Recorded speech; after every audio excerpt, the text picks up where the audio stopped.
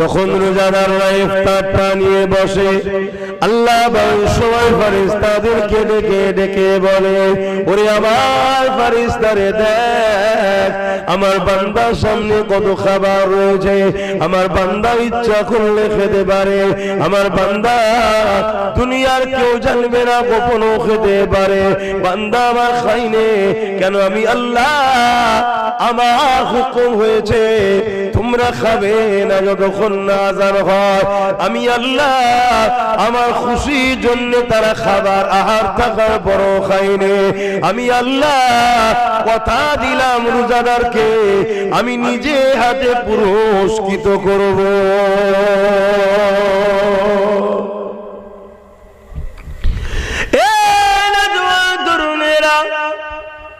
কাল কিয়ামতের ময়দানে আল্লাহ যেদিন বিচারের দিন ঘোষণা করে দেবে,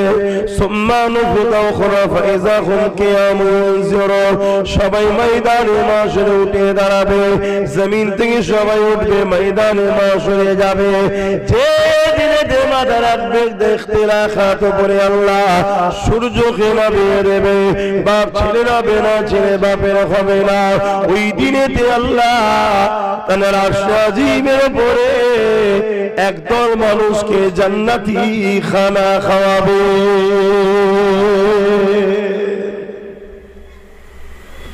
কোন দিনের কথা বলছি? যেদিনে বাপ ছেলের হবে না, ছেলে বাপের হবে না, মা মেয়ের হবে না, মেয়ে মায়ের হবে না, স্বামী স্ত্রী হবে না, স্ত্রী স্বামীর হবে না, কেউ কারও হবে না।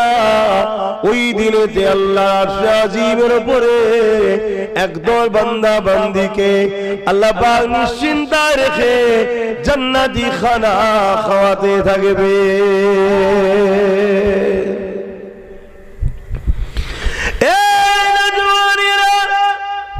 আল্লাহ পাকের এই বান্দাদের ঘরে দেখে ফেরেশতা ওই সময় বলতে লাগবে, ও রব্বি আল্লাহ পাক ইনারা কারা? আজ এখানে সবাই নফসি নফসি নফসি নফসি করছে, আমার কি হবে, আমার কি হবে, আমার কি হবে? আল্লাহ পাক ইনারা কারা? যারা নিশ্চিন্তায় বসে জান্নাতি খানা খেতে লেগেছে। আল্লাহ পাক ইনারা কারা? এই যুবকেরা, তরুণীরা, বাপেরা। আল্লাহ পাক ওই সময় বলতে লাগবে, ওরে আমার ফেরেশতারা, এরা হলো দুনিয়ার আমার ওই বান্দা বান্দী, এরা হাটে গেছে, বাজারে গেছে, এদের সামনে হাজারো মানুষ খেয়েছে, এরা কিন্তু আমি আল্লাহ আমাকে খুশি করার জন্য খিদার জ্বালা লেগেছিল, পিপাসা লেগেছিল, তথাপিরা পানি পান করেনি, এমনকি মুখের থুতুটা পর্যন্ত গিলে লাইনি, ইচ্ছা করে এই কাজগুলো করেনি। আমি আল্লাহ আমাকে খুশি করার জন্য আমার সব রোজাকে পালন করেছিল। আজকে কঠিন দিনে সবাই যেখানে পরিশানে রয়েছে, আমি আমার রোজাদার বান্দা বান্দীদিগণকে নিশ্চিন্তায় আল্লাহ জান্নাতি খানা খাওয়াচ্ছি। আরো জোরে বলুন সুবহান।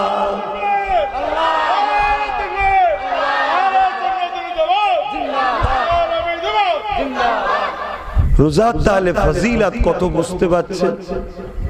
আল্লাহ কিয়ামতের দিনেও রোজাদার দিগকে নিশ্চিন্তায় খানা খাওয়াবেন। জোরে বলুন সুবহানাল্লাহ। সেই রোজা আমাদের যুব সমাজ ভালো ভালো ঘরের ছেলে, জন জন ছেলে রাখে না, বলে পারি না গ্যাস। আল্লাহ ঈমানদারদের জন্য একটা মাস রোজাকে ফরজ করেছে। জোরে বলুন সুবহানাল্লাহ। তবে মনে রাখবেন এই রোজা কিন্তু আমাদের জন্য সবথেকে বড় অ্যান্টিভাইরাসের মতো দাওয়াই। জোরে বলুন সুবহানাল্লাহ। যে ভাষাগুলো আজ আপনারা বুঝবেন, আমরা মোবাইল অনেক সময় দেখবেন হ্যাং হয়, লাগিয়েছেন ফোন এক জায়গায় চলে গেছে আর এক জায়গায়, সুইচ টিপছেন একটার বেরোচ্ছে আর একটা।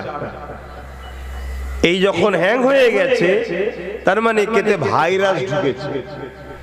তখন আপনি দোকানে যান, সার্ভিস সেন্টারে, সে কি বলে একটা সফটওয়্যার মারতে হবে অ্যান্টিভাইরাসের। এই সফটওয়্যার যখন মেরে দেবে আপনার মোবাইল আবার পুরো ফ্রি। 11টা মাস আমরা খাওয়া দাওয়া করি, বিভিন্ন রকম খাদ্য, তার মধ্যে অনেক বাইরে থেকে পয়জন, ব্যাকটেরিয়া, নানা রকম জাম আমাদের মধ্যে ঢুকছে।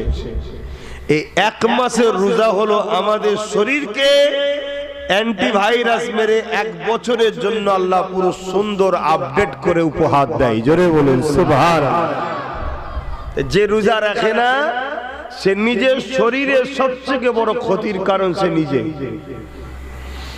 আমার দয়ার নবী তো সপ্তাহে 2টো করে রোজা রাখতেন, এটা কম্পালসারি। আমার নবী শাবান মাসে পুরো মাস রোজা রেখেছে, আবার কখনো কখনো কয়েকটা রেখেছে। রেগুলার করে ফেললে উম্মতের জন্য সেটা আবার চাপ হয়ে যেতে পারে। তা আমার নবী প্রতি সপ্তাহে 2টো করে রোজা রাখতেন।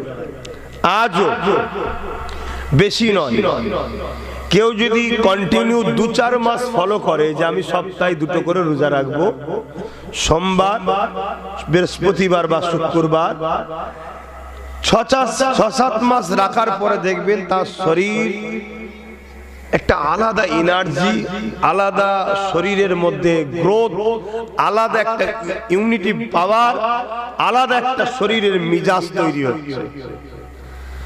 কেন আমাদের শরীরের লিভার নামক একটা সম্পদ আছে, যেটা আজকে পুরো ভারতবর্ষে ক্যান্সার মহামারী থেকেও ভয়ঙ্কর হয়ে দাঁড়িয়েছে, লিভারের ফ্যাটি লিভার। এই ফ্যাটি লিভার থেকে বাঁচার একটা সহজ সরল পন্থা হলো, ডাক্তার বলবে শুকিয়ে থাকা, আমরা বলবো রোজা রাখা। জোরে বলুন সুবহানাল্লাহ। এটা আল্লাহর পক্ষ থেকে আমাদের জন্য বড় একটা রহমত। আল্লাহ তো বলতে পারতেন যখন খুশি খা, যা খুশি খা, না, আমাদের শরীরের জন্য যেটা উপকার আল্লাহ সেটা করছেন। তো 1টা মাস রোজা আমরা কোনোভাবে যেন কেউ ছেড়ে না দিই, এটাকে নিজের সুস্থতার মনে করে রাখবেন। এবং আপনি আজকে যে হালে আছেন, 1 মাস রোজা রাখার পর আপনি মেডিকেল চেকআপ করবেন, আপনার শরীরে ছোটখাটো যা প্রবলেম ছিল এই রোজার বরকতে আল্লাহ ভালো করে দেবে। জোরে বলুন সুবহানাল্লাহ। সবচেয়ে বড় কথা, পৃথিবীতে আজ পর্যন্ত কেউ ক্যান্সারের ওষুধ এখনো বার করতে পারেনি, কিন্তু পৃথিবী বিখ্যাত ক্যান্সার রিসার্চ যিনি করছেন, সেই ডাক্তার বলছেন ক্যান্সারের তো ওষুধ পাওয়া যায় না, তবে ক্যান্সার থেকে হওয়ার আগে থেকে রক্ষা পাবার, মানে যাতে করে ক্যান্সার শরীরের মধ্যে